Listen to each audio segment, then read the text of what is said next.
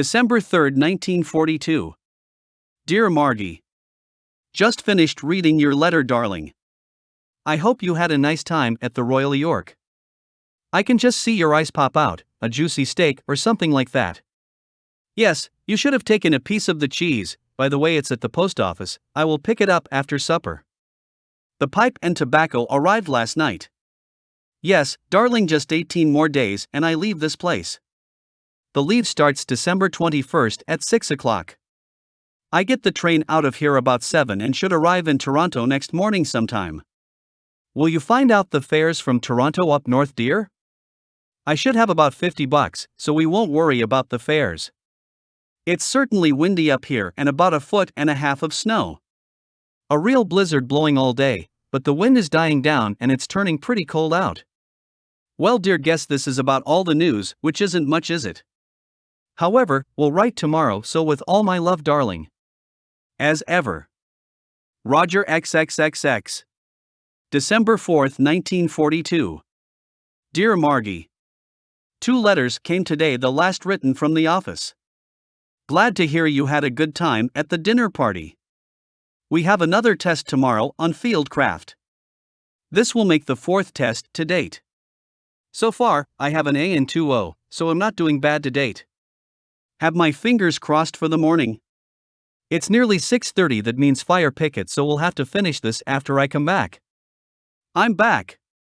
The officer gave us a real inspection tonight. Some of those birds give me a pain where it doesn't show. You asked about Christmas gifts for Dad and the 2 lads. Well, dear, socks, handkerchiefs, tobacco, etc. A pipe and socks for Dad would be okay, but as far as the lads are concerned, just one thing. I don't know how much you have to spend, dear. About going north for Christmas, dear, I would like to go up and really think I should, since I haven't been home for a year. However, I will come to Toronto anyways, as there is a cheap rate on and going via North Bay. I will lose a day and a half of my time waiting for trains, so might as well have the pleasure of the train ride with you. We would leave north on the Saturday evening train. It shouldn't be crowded and will give us some rest. What do you think of the plan, dear?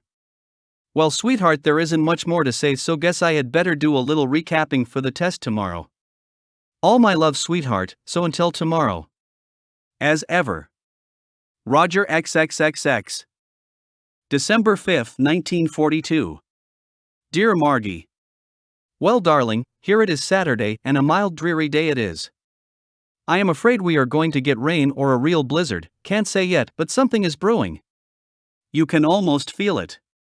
We had our test this morning and it was pretty tough, and I'm hoping I got through. If not, it means another week in this camp. This afternoon I did my washing, creamed my boots and pressed a uniform, polished buttons on my great coat. I am going to get a few cards tonight to send out. You asked me to send you a list for Christmas cards. Well, dear. Mrs. BJKRR number 1. Mrs. G.O. Armstrong, General Delivery. The 3 aunts in BB. The one in Chatham and Sault Ste. Marie. Mrs. Daisley. Muriel E. These are all I can think of. You will probably have a few more names. I will send a few as well. Received a letter from Mother today with a couple of snaps of Jack, one with his new girlfriend. I will bring them down when I come. Well, dear, I have to get ready for fire picket in a few minutes. Thank heavens tomorrow night will be the last. It's only a few minutes parade each night, but you have to be ready for alarms at all times. It makes a week a long time. Well, darling, 2 weeks from this Monday and I will be on my way to the swellest girl ever. The next 2 weeks can't go fast enough for me. Guess I'll call this quits, darling, so until tomorrow, when I'll drop you another couple of lines. So, with all my love, darling. As ever.